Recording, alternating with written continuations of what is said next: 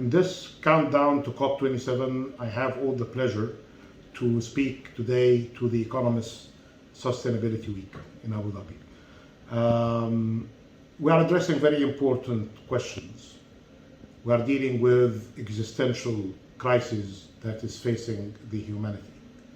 We are doing that while there is a great deal of a deficit in trust between nations, and at the same time we have surplus of crises. What we need to do is basically to take a very practical approach and provide solutions and focus on the targets through a practical, collaborative approach. Achieving net zero is not impossible.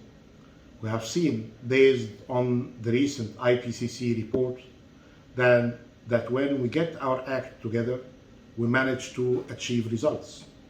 Investments in renewable energy, investments in efforts towards decarbonization, dealing with the hard-to-abate industries have been very much producing results, but what we need is to keep the momentum. And at the same time, we need to have a realistic approach in dealing with energy challenges.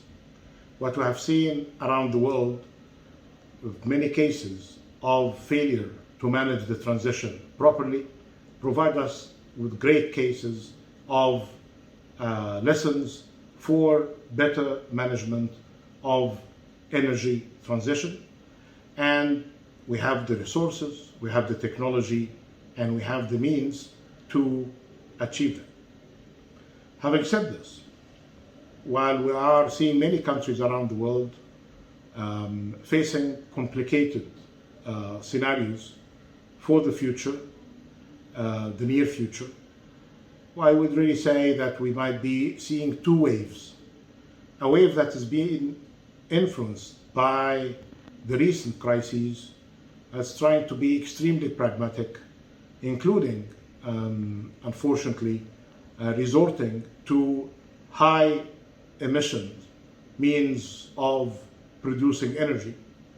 But at the same time, the crisis is reminding us of the importance of diversifying sources of energy, not just geographic sources, but different kinds of energy as well. In order to do that, we need to invest heavily in technology, in research and development, and to see the opportunities arising from wind, solar, green hydrogen, and other alternatives to the conventional sources of energy. Meanwhile, efforts towards decarbonization, if fossil fuels is still being used, we need to rely on advanced technologies that have been proven feasible and helpful in carbon reduction. We cannot do that by relying on governments alone. It's the partnership between public and the private sector. It is through realizing the comparative advantage of public sector that had proven to be taking risks and getting the heavy burden of dealing with some of the major challenges, not just in adaptation, which is relying almost fully on the efforts of the public sector.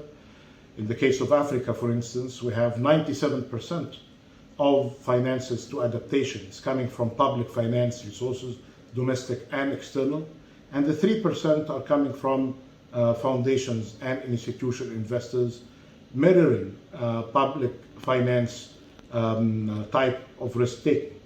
Until the private sector realizes its role in adaptation, we need really to deal with the successful cases of implementation of projects in the adaptation front and scale them up. Having said that, in the mitigation front, the private sector had realized a bigger role and better functions that we are seeing around, not just in the advanced economies, the OECD countries, but in developing economies and emerging markets as well.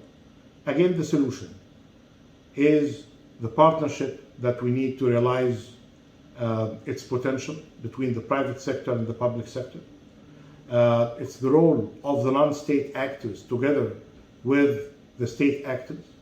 It is the role of scientists, think tanks, and researchers who can provide many solutions based on evidence to advance the climate and action priorities in the field. Egypt is going to be providing great opportunities by adopting a holistic approach to the implementation of the climate action agenda, including mitigation, adaptation, loss and damage.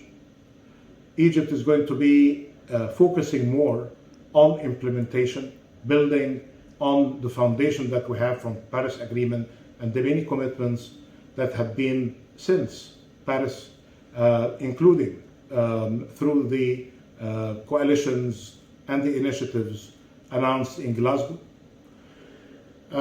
Egypt will be taking as well a regional dimension for matchmaking opportunities between the business sector, the financial sector, and the line ministries that could provide opportunities for project implementation. And we have done a good homework on that front, and you'll be seeing an update on pipeline projects coming from the 5 regional economic commissions of the UN, from Latin America, Africa, Arab countries in the Middle East, Asia, and emerging market countries in Europe and Central Asia.